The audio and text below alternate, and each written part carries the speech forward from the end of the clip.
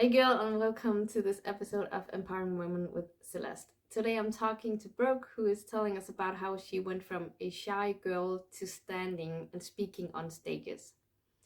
If you haven't subscribed to this channel yet and you want to see more videos, do that. You just press the button down here. And I hope you enjoyed this video. Thank you.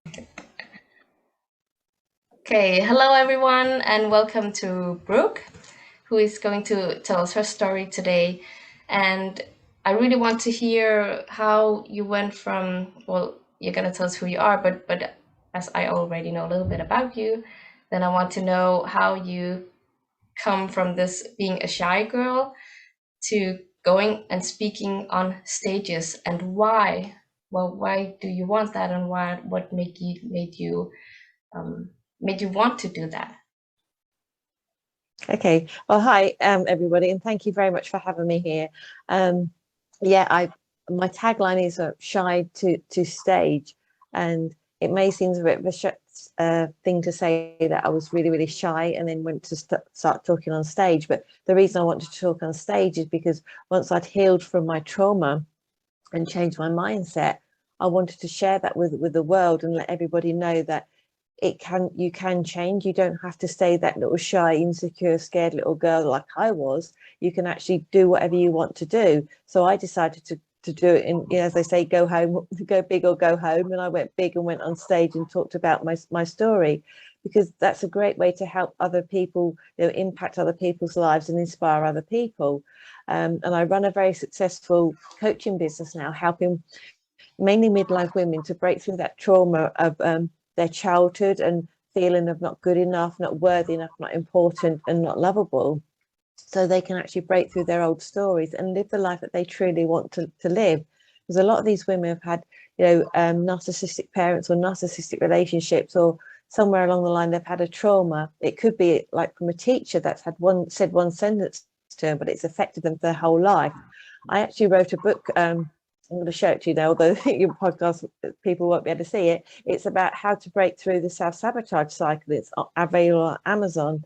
And I wrote and published that in 90 days just to show people it's capable of doing if you really, have your trauma released and set your mind to doing things. So could you tell us, like, what was it like when you were there, when you were the shy girl? Like, how did you feel about it, and what was it like being shy, and why did you want to kind of change that? Well, I grew up with a narcissistic mother, so my confidence got chipped away each day because she would physically or verbally abuse me. I was constantly told I was ugly, I was So worthless. criticizing, or in, Yeah, yeah. constantly, yeah, daily, being told that I wasn't loved. She wished I'd have died at birth, because she had issues, and trauma can be generational. It can go like through 7 generations, and she didn't get on with her mother either. So she had her own wounds that she hadn't ever healed, and obviously because she hadn't dealt with them, she didn't know how to love and to help me and nurture me in that way. So um, I I was very, very shy. When I was 5, she absolutely lost it with me and was physically and verbally very abusive to me. And I can remember sort of holding my arms over my head, curled up in a ball, thinking, I need to stay small to be safe. And that's when I became really, really shy, because wasn't safe for me to speak out and to say what I wanted to say. Because what had happened was, when I was born, I had the cord wrapped around my neck, which is quite traumatic, and it actually affected my whole right side. And when you've got a narcissist as a parent, they like everything to be perfect on the outside, to look really, really perfect. So that was like a double shock to her, because in her eyes, I wasn't a perfect child. And they said that I would probably never walk, and if I did, I wouldn't ride a bike or run. Well, I did learn to walk and went back for like a consultation meeting, and they said, well, you'll probably never ride a bike because you won't be able to hold the handlebars and pedal the wheels with your weak right side. And I can remember saying to them, I will, and I'll come back and show you. And at the time, as I said it, my mother shot me a look as if to say I really sort of spoke out of place. And when we got home, that's when my dad went to work, and then she really laid into me, saying, how dare I show her up in front of the doctors? How dare I argue with the doctors, saying that they were wrong? I shouldn't do that. Who did I think I was? So that kind of put me right back in the shell, thinking, it's not safe to like speak out and say what I feel. And from then on, I was very, very shy at school because I was scared to speak out and say something in case it got back to my mother, and then I would suffer the consequences of that when I was back home. So all the kids at school thought I was a bit weird, and I got bullied at school, which, you know, made me even more shy and sort of go into my shell. And then I met my first husband, who was a couple of years older than me, but he turned out to be a narcissist as well. And he actually beat me up so badly that I got concussion and whiplash. So I then had this kind of realization that, hang on a minute, the common denominator here is me. If I can change how I feel about myself and how I feel about people, maybe the people around me will change and be better. So that's what I set out to do. I started like going down the path of self-development and looking into books to see how I could change my mindset and really read up about it. And which I did. I worked really hard on my mindset, and I got married again and had two gorgeous little boys. And a friend of mine bumped into me in the street one day and said to me, "Oh, I didn't realize you was pregnant when I was pregnant with my third child. I bet you'd love to have a little girl." Well, that filled me with absolute horror. And I can remember sort of put my hand on my chest going, no, you know, I don't want a little girl, because what happens if I have the same relationship with her that I had with my mother and she had with her mother? Thankfully, that story does turn out really good. I've got a daughter now who's 28, one who's 29, and they're like my best friends. So that was great. But I started really working on my mindset, but I pushed through all this fear, but my body was still reacting a lot to it. You know, I'd do these things, but my heart was pounding all the time. I'd feel sick. My palms were being sweaty, and I'm sure that your audience can relate to that when you're really stepping out of your comfort zone. Heart beating, like you said. Yeah. Absolutely. And I thought, things still aren't quite right. I know logically I'm quite safe to do these things. Like the thought of the first time I went to go and do a Facebook Live, it was like I was having, you know, some sort of like heart attack. My heart was pounding, my palms were gone all sweaty. I was really, really hot. And I thought, I just feel really sick. And realizing that the trauma from my childhood was still trapped in my body, even though logically I knew I was completely safe. My body was going, no, oh, danger, danger, danger. You know, the last time we did this and spoke out, we got into real serious trouble. We got beaten, we got verbally abused. So it was trying everything it could to stop me from actually creating that kind of environment again. So, and what happens is we have these protective parts come up, and these can be procrastination, perfectionism, self-sabotage, emotional eating. And if you can imagine, they're like a little army coming around to protect you, because they see you as that little 5 or 6 year old girl, or whenever it was that you had that sort of first initial trauma, until you start to heal, because that trauma doesn't get date stamped into the past. Your body relives it day in and day out. So that's what my body was doing. And like whenever I heard my mother's voice, up until it quite, you know, recently, a few years back, it would send me into like hyper alert. My body would react, even though I knew logically I was completely safe and she couldn't do anything to hurt me. My body was still acting like that little 5-year-old child, because I hadn't healed those wounds. But once I actually healed those wounds, everything changed for me. It's like, yes, I can go up on stage and I can talk to people. Yes, I had a bit of nerves and a bit of butterflies, like, you know, you do when you're doing something in front of like 400 or 500 people. But I could share my story and share my message, which was far more important, because I knew if I can share my story and let people know what I've done, it could give them inspiration to think, well, you know, if Brooke can do that, surely I can do whatever I want to do in my life. And the last time I spoke on stage pre-COVID, I had a lady come up to me in her 60s in tears saying to me, "Thank you, Brooke." She said, "My mum's in her 90s and she's still abusing me, but it stops from now." She said, "After listening to you talk," she said, "I'm not going to have that happen to me ever again." So it's, sometimes it can be, you know, one little sentence that somebody says. Like in my book, I talk in a chapter about one of my clients that her maths teacher said that she was useless at maths when she was 7. And up until she worked with me in her 50s, she believed that she was useless at maths. She wasn't. She was a very clever lady and she could do the maths if she, but her body was telling her, no, I can't do it, I'm useless, because it was a traumatic thing for her, even though it was a one sentence. And my thing is, one of the reasons I love to go on stage is because I want to raise awareness of trauma, especially the mother wound, let people know that just because their life is like it is now and their families have always been the way they've been, they don't have to stay that way. You can be exactly what you want to be if once you've released that trauma from your body. And it's not a really difficult thing to do. It's just retraining your body to act differently to how it's been used to being acting all through your life. So that's why I get really, really passionate about talking about working on stage and sharing my story and doing podcasts like this, talking in people's groups on Facebook. I'll go wherever I can go and talk about this. And I can talk about it for hours. I often see these questions on Facebook: what subject could you talk about for hours without any prep? And I will say, trauma or mother wound, because I can talk and talk and talk about it. But I wouldn't have been able to do that 15 years ago if I hadn't have released all this trauma from my body. Because if somebody had said to me 15 years ago, you'll be going on stage and telling your story, you'll be going on to podcasts and talking about it, I would have probably gone absolutely not and ran off and cried in the toilet somewhere, because that would have been too much I for my think body to deal most with. would be. Yeah, so my body wouldn't have been able to cope with that. And even though logically I knew I'd be okay, my body was going, no, that's danger, it just equals danger. So it's really understanding and being aware of how your body works as well, because it's a lot of instincts, right?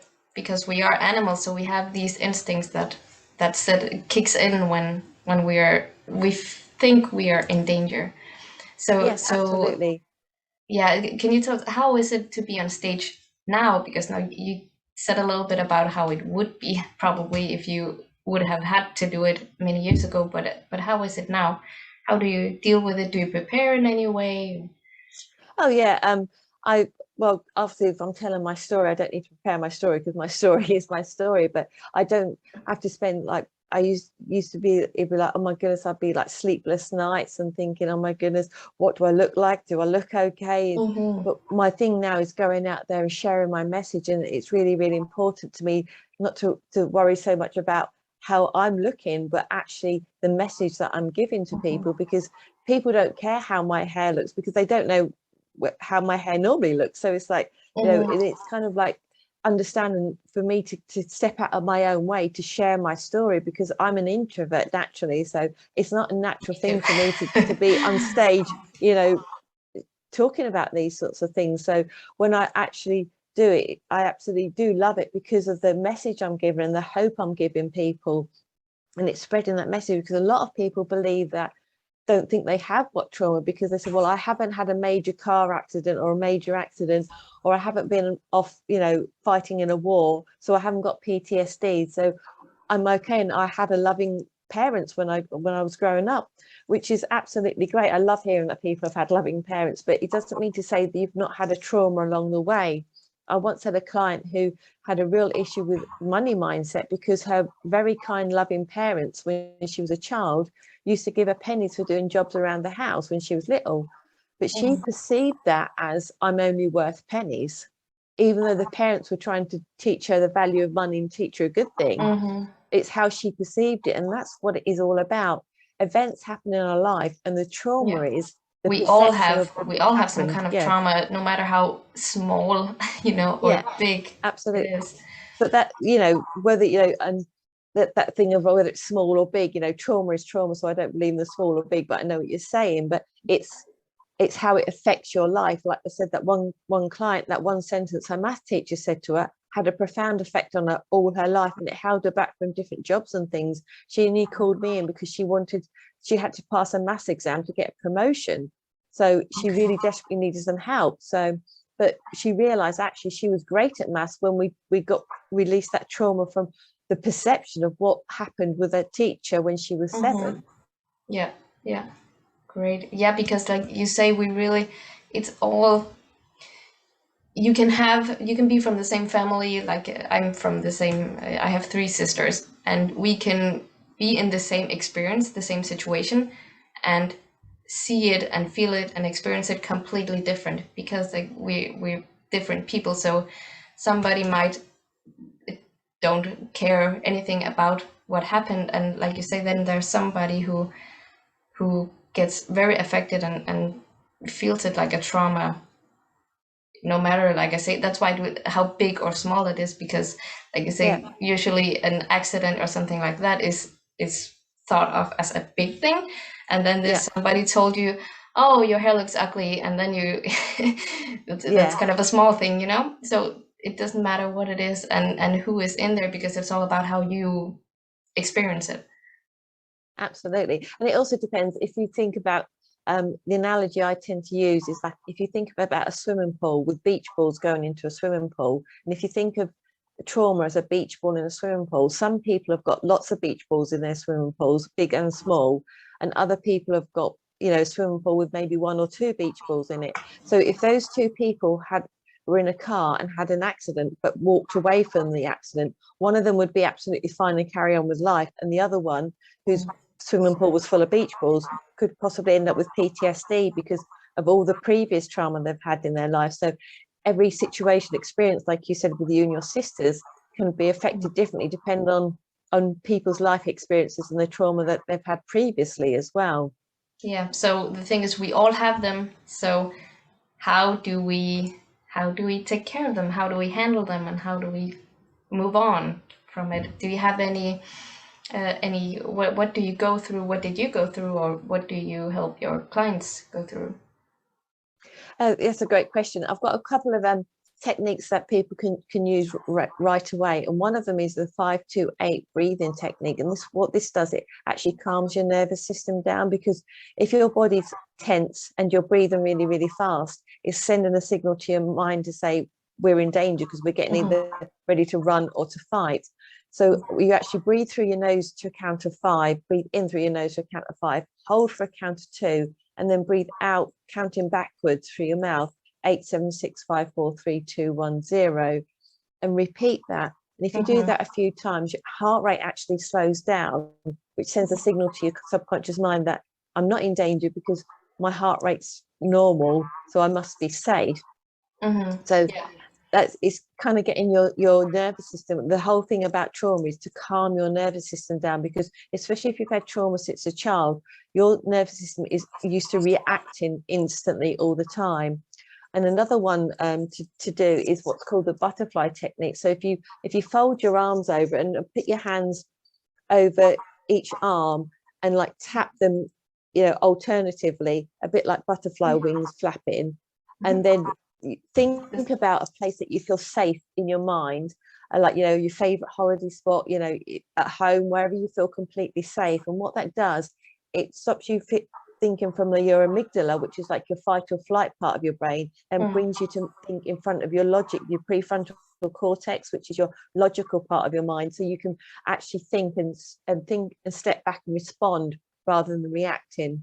Obviously, with actually releasing trauma, there's like lots of different things I do with clients, but that's a one that I get people to start with, think about. It's just practicing calming down your nervous system. If anybody is interested in actually releasing the trauma, they can obviously contact me, and I can give you the details to contact me afterwards, because obviously there's, it depends on what the trauma is, because I do it very sort of bespokely, depend on which technique I use to help them to release it. So we Yeah, actually of do that, course. you know, in the Yeah. sessions. So Yeah, but it's like a it can be ground done because basis simple thing that everybody yeah. can do. So is that for when you're in this situation, or how do you, when do you Um, do this? so for instance, say for example, and I often use this analogy because a lot of people fear it, is like doing a Facebook Live. So if you want to like improve your business or you want to be seen and more visible, the thought of doing a Facebook Live often sends people into like, oh my goodness, no, I can't do that. So do that, breathe, because your heart will start pounding, your shoulders will automatically go up, your jaw will clench. So be aware of your body. You know, drop your shoulders when you're thinking about doing something that's going to trigger off something. Drop your shoulders, drop your jaw, and notice your heartbeat. And if your heartbeat's racing, do the breathing technique, and then do the butterfly tapping technique as well, because that will actually calm down your nervous system enough for you to actually then let your mind know that it's actually safe for you to proceed. And then you can start thinking again of what you need to do, because when we go into that automatic reaction, our The minds fear. go blank. Yeah. Because exactly. everything's Yeah. going towards our major organs for us to run or I think fight. we've all tried that, right? If you're doing Yeah, oh yeah, what's it called? When you're in school and you're doing a presentation or something, and yeah. you know, like you say, you know what you're gonna say, but you just Or an exam, yeah, your just need mind's to gone put completely that. blank. Yeah. And the reason that is because your body's gone into that response is being triggered, and your mind thinks that it needs to fight or run. So it gives all the energy to your main organs, and you don't need your thinking mind to run or to fight. You need your muscles and to take that actual action. So it's realizing that that's what's happening. So yeah, so before you're going to do like a Facebook Live or a presentation or an Or a exam call or or a call, a anything, yeah, yeah. anything that you suddenly think, oh, you know, you Yeah. kind of take that deep, and you notice that your shoulders are rising up, or you're clenching your teeth, or you're biting the inside of your lip. Anything that makes you, that the nervous reaction, if you're starting to bite your fingernails, you know, whatever nervous reaction that you get, Yeah. actually think, okay, right, my body's being triggered, right, I need to calm my nervous system down so it can let my mind know that I'm actually safe to proceed with this. Great. And yeah, breath work is something that I work with a lot also personally, and something and that's just funny because I've talked to a few people now, and it's come up before, so it is really important. And like you say, it's a trick you can use to kind of, yeah, get control over your body in some way again. Yeah, because if you think about it, if you're in a room and somebody walks into a room and they go, you're automatically thinking, what's happened? What's wrong? What have they ran from, or what are they worried about? But if Mm-hmm. somebody walks into a room really calm and breathing normally, you presume that they feel confident and they feel safe. So it's that reaction. So thinking about it, we all notice it without actually sort of cognitively thinking about it. Because if somebody comes into run, so you're in a hotel room, or like you said, if somebody came running into a hotel room, you'd expect to say quick fire, or let's move, Yeah, yeah. or you know, somebody's chasing me with something, you know. But you know, if somebody just walked in the room and said, oh yeah, here you go, here's the room service you ordered, yeah, oh okay, so they're absolutely fine. So it Mm-hmm. is really, really important. And we don't tend to breathe properly either. We tend to No. shallow breathe as well, as you well Yeah. know. So And through I the mean, it's, mouth. you know, yes, and you know, like if you're sitting there watching a scary movie, you'll suddenly go, Yeah. you're getting, and that's the thing, and your body's like reacting to that, and it's like sending signals to your mind saying, okay, we need to like prepare to like run or fight it. And it's a natural instinct that we're born with to protect ourselves, which is great, because you know, if something is going to be chasing us, we need to have that adrenaline to sort of, and that cortisol pumping through our bodies to be able to fight or flight. But what's happening is in normal everyday life, we're going and panicking, and you know, getting all that cortisol built up into our bodies, but then we're not releasing it, so it's staying in our bodies, and it can end up causing dis-ease in our bodies. You know, all sorts of diseases can happen because of it, because we've got too Yes. much cortisol pumping through our bodies, because we're Yeah. getting, like we're sitting here like getting ready to do a presentation or a Facebook Live, and we go and you know, but we're totally safe. There's no saber-tooth tiger chasing us. There's nothing No, that we need to fight or run you from. just have It's to just, talk. yeah, the thoughts and how our body's reacting to it. So it's understanding that, you know, it's being aware of your body. Now, that's what I always like to sort of stress, that once you start being aware of how your body's acting, you can then start being aware of how to start changing it, and doing the things that you do. Because I'm very good at what reading people's body language. Like if a client comes to me and their shoulders are raised and they're like, and I'm like, Mm-hmm. okay, drop your shoulders, let's just breathe. Mm-hmm. And after a few minutes, they're like, oh, I feel so much better already. You know, and Mm-hmm. all I've done is got them to breathe, because they've been like running on that adrenaline, because everything's been going on, and they may have had an argument with their partner, or an argument with somebody at work or whatever, and they don't realize that they're slowly going, listen, their shoulders are hunched up right close to their heads, and like, okay, drop your shoulders. And just even doing that action of dropping your shoulders and dropping your jaw tells your body, okay, I'm relaxed, it's okay, Exactly. I'm safe. Yeah, I do Yeah, it too. I have something in my jaw, and it's about saying things and or something like that. So yeah, it tends to like clench, and yeah. yeah. So it's a Because good what we do kind of is our a bodies, marks. Yeah, good marks yeah, to kind of remember shoulders and jaw, and maybe even the entire face. Like, are you yeah. relaxed in your eyes, or are you like Are you frowning? focusing? Yes. Yeah, or your neck. I've also seen people like you can see it in the neck. So yeah, and the breathing. Yeah. And it's So our body's way of protecting us, because if we've got our jaw clenched, we can't speak out and say things that may get us into trouble from the trauma from when we was a child. So if our jaws are clenched, we won't be able to speak. So we're keeping ourselves safe. mhm, So thinking about it that way, like when people say, "Oh, I feel like I've got a lump in my throat and I can't swallow, my mouth has gone dry," it's your body's way of keeping you safe to stop you from talking, to maybe blurting out things that your body would have got in trouble for when it was younger, but you're not going to get in trouble for now, but your body doesn't know the difference. yeah, definitely. So about the talking on stage, other than these kind of physical things that we talked about, um, I would think one of the, at least personally to me, I like the thing that you said that uh, your message is more important than you.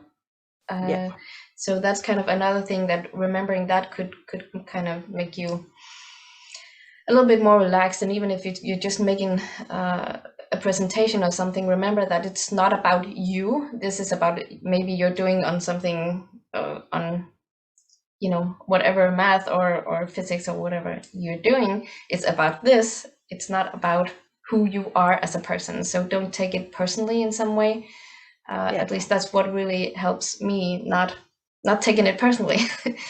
Yes, because everybody else has got their traumas and things that can be triggered off. So if somebody's really angry or triggered, it's not to you personally, it's because of something that's happened in their life that's just been triggered off. And we can't know what will trigger people off, and it's how they are dealing with it at the time. It's not anything personal towards you, but people do take it personally, and we take it personally because it triggers off a wound in ourselves of not feeling good enough and not feeling worthy. So you've got that back and forth that you trigger me off and I've triggered you off, and that's how arguments escalate, because both parties don't feel worthy and don't feel listened to, so they're both screaming and shouting at each other because they want to feel worthy and they want to feel listened to. Mhm.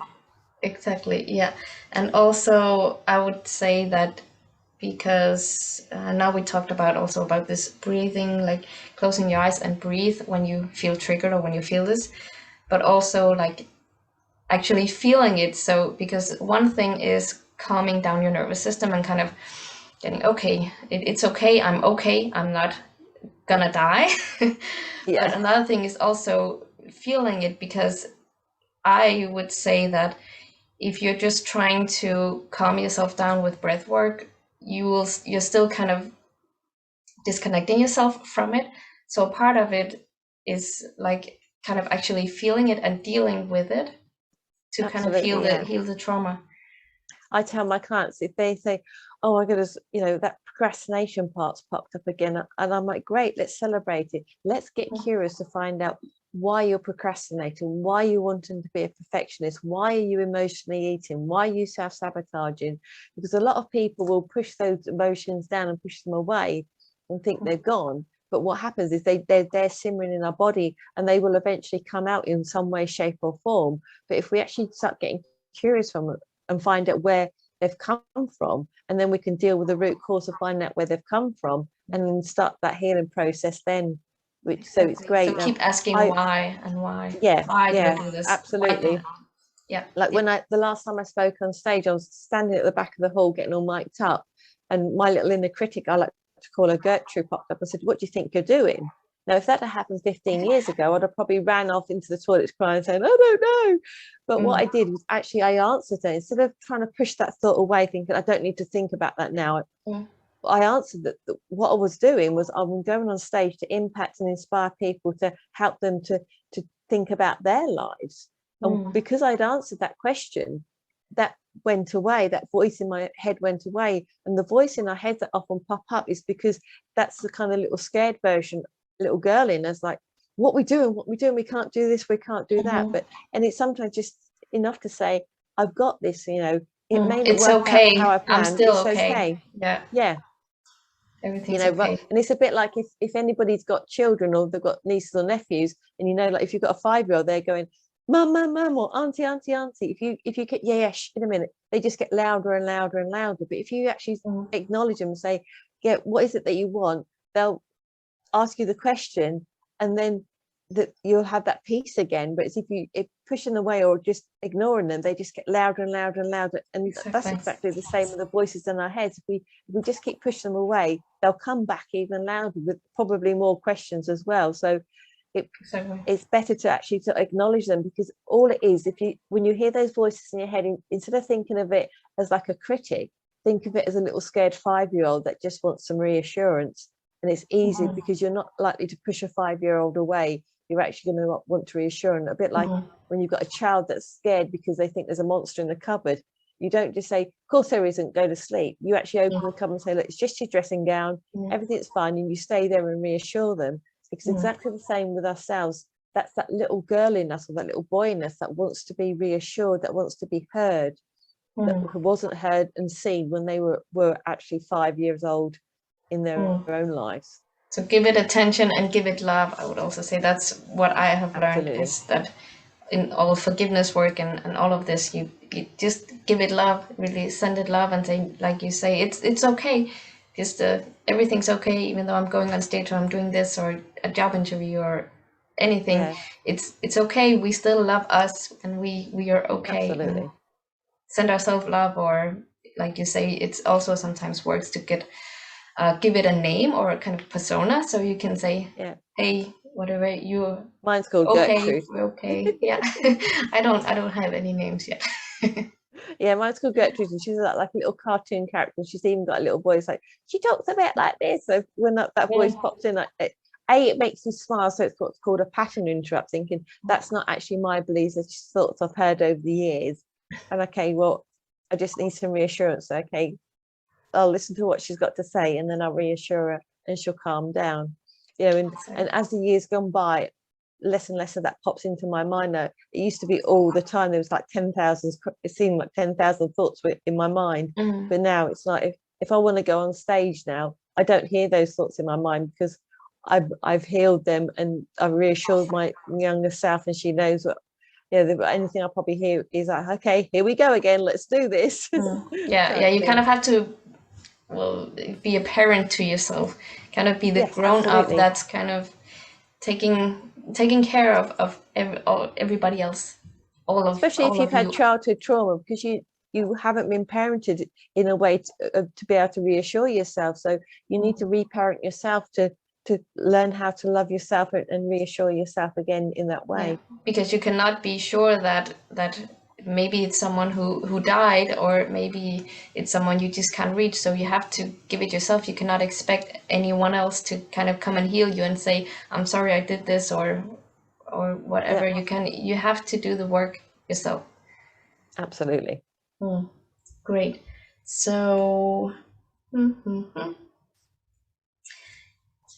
do you have anything else to you feel like you were missing, or you wanna?